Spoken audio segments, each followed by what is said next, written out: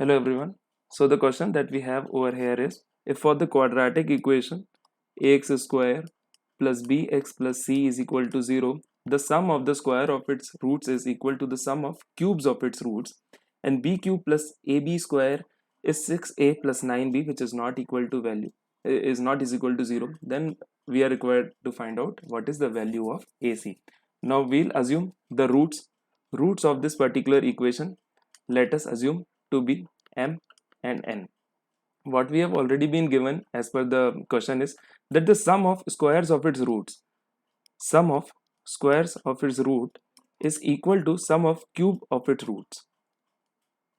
ऐसा इक्वेशन हम लोग को जो है ऑलरेडी गिवन है. इसको आप लोग ऑलरेडी आगे जो है सॉल्व करेंगे. तो इसको आप लिखते हैं m square plus n square को आप लिख सकते हैं एम प्लस एन का होल स्क्वायर. पर एज वी ऑलरेडी नो कि m प्लस एन के होल स्क्वायर में एक 2mn का एक्स्ट्रा टर्म बच जाता है जो कि आपके इक्वेशन में नहीं है. So you will subtract 2mn from this particular thing.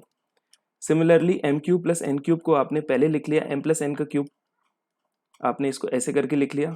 फिर लेकिन इसमें से आपको कुछ सब्ट्रैक्ट करना होगा, वो चीज़ जो कि already m plus n cube के होल क्यूब के फॉर्मूला में ऑलरेडी आती है, which is nothing but 3mn m plus N.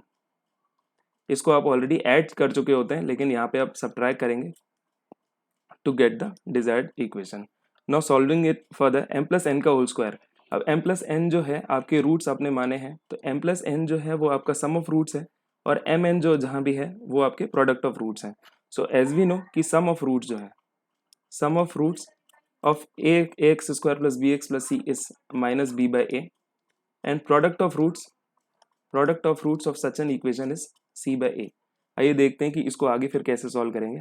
m plus n जो है आपका सम ऑफ रूट्स ही बन जाता है, which is minus b by a का whole square minus 2 times m n is product of roots which is c by a, इस m plus n का whole का cube minus b by a whole cube minus 3 product of roots c by a sum of roots minus b by a. Okay, then solving it ahead, you get minus b का whole square is b square upon a square minus 2c by a is equal to minus b cube upon a cube, minus minus gets into plus, so plus 3bc by a square. यहाँ पे आप LCM ले लेंगे तो आ जाएगा a square B square, यहाँ पे a का टर्म मल्टीप्लाई हो जाएगा बी स्क्वायर माइनस 2ac. यहाँ पे आप एलसीएम ले लेंगे, दिस इज a क्यूब, ये हो जाएगा आपका माइनस बी क्यूब प्लस एक मल्टीप्लाई हो जाएगा 3abc. इसको आप आगे इस पर्टिकुलर इक्वेशन को आप आगे सॉल्व करेंगे. सो दो टर्म जो है वो a की कैंसिल हो जाएंगी, दो टर्म यहाँ से कैंसिल हो जाएंगी, a के सिंगल a आपका जो है वो रिमेनिंग यहाँ पे बच जाएगा, जो कि आप क्रॉस मल्टीप्लाई करके इक्वेशन बनाएंगे, जो कि बनेगी कुछ इस प्रकार से, which will be 3ab square minus 2a square c minus 2a square c is equal to minus b cube plus 3abc. इसको अब रीअरेंज करेंगे इस पर्टिकुलर इक्वेशन को, तो you will find b cube plus 3ab